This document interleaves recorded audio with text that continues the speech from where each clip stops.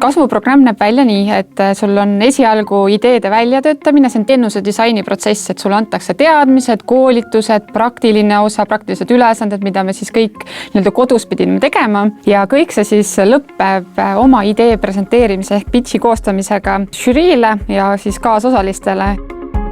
Ajaline panus kasvuprogrammi oli siis 2 kuud, millest siis mingi osa oli kohtumisi koha peal. Kui ma õigesti mäletan, oli neid 5 või 6 ja tegelikult väga suur osa oli kodune iseseisev töö.